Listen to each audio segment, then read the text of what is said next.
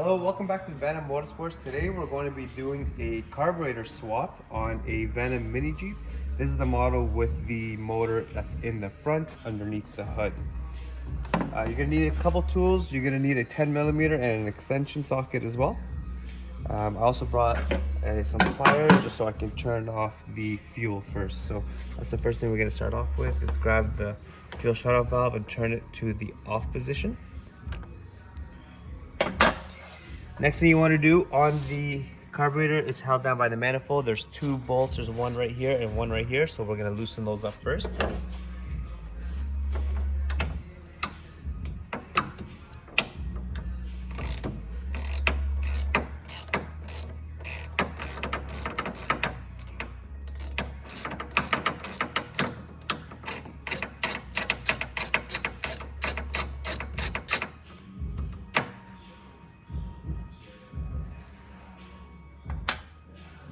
And then for this one over here, it's a little tricky because it's very tight space. This is the reason why you need an extension. I go from down here all the way around and reach it from down there, and you'll get right into it.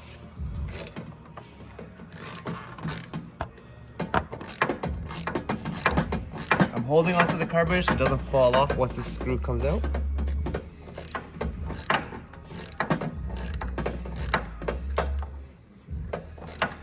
Almost there.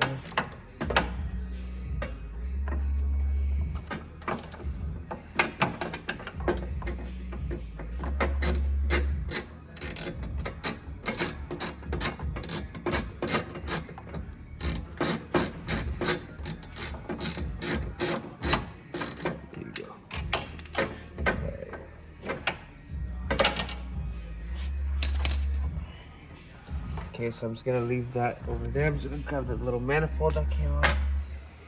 Alright, so now you got the carburetor in hand. You wanna do a couple of disconnections. First one is to disconnect the throttle. That's from the top. Gotta give it a nice twist.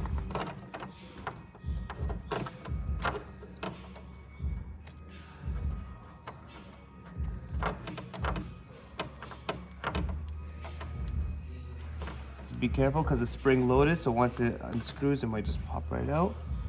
You want to save all of these. Just be careful with this, just so nothing falls out.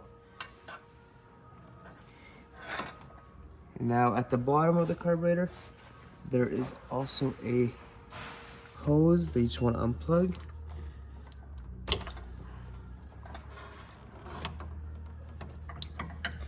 And then for the air filter, you want to take it off by grabbing a flathead screwdriver.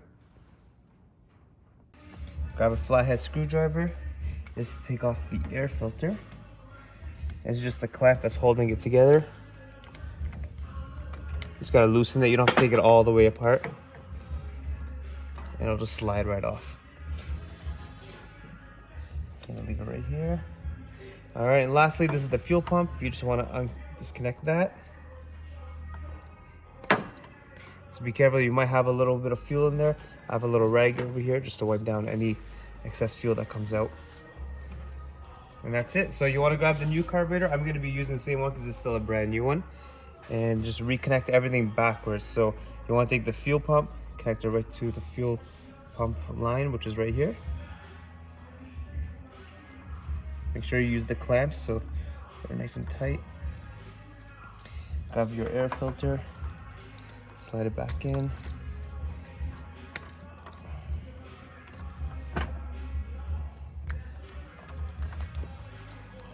Make sure it's nice and tight. It's clamped on. Go. Alright. Grab that hose that we dropped at the bottom over here and connect it to the bottom of the carburetor again. So very hard to see, but it's going to be this one right here. And you just want to plug it back in the same location that you took it off from.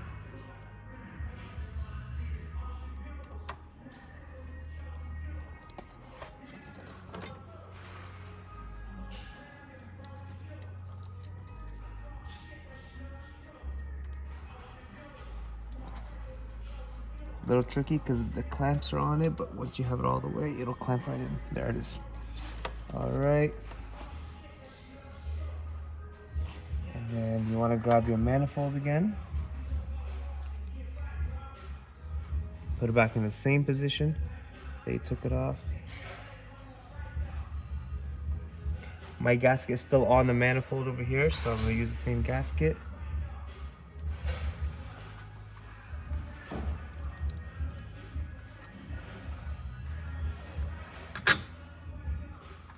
Grab my screws. I'm going to put the screws in first, just so it's a lot easier to grab. So I have it like that, and then I'm going to put one screw at a time.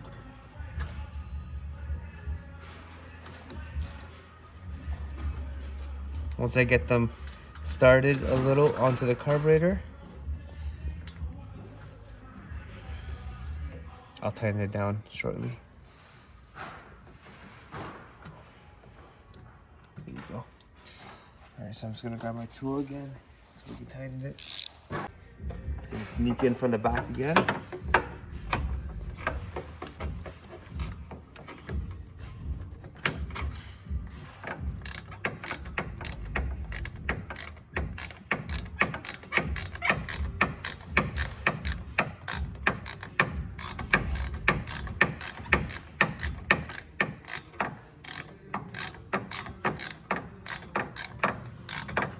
Gonna tighten the other side before I give it a nice tighten. Let me get this side going first.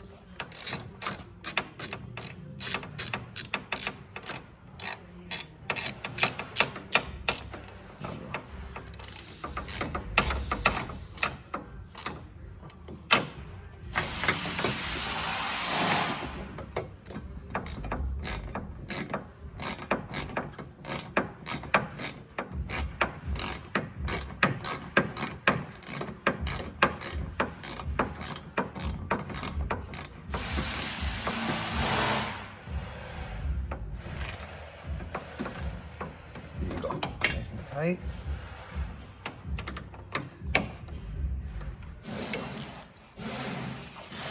Alright, and lastly, we want to put the throttle back on. There it is. Alright, so the throttle's a little tricky. It's got a groove, which is right there. You want to make sure that it lines up with the groove right inside. And you'll feel it if it doesn't go all the way in the right section. There you go. So mine went all the way in. So I had a little groove right at the bottom. So if it doesn't go all the way down like that, then you don't have it in the right position. You'll have to realign it. And then since it's spring loaded, you got to push down on it and twist it on.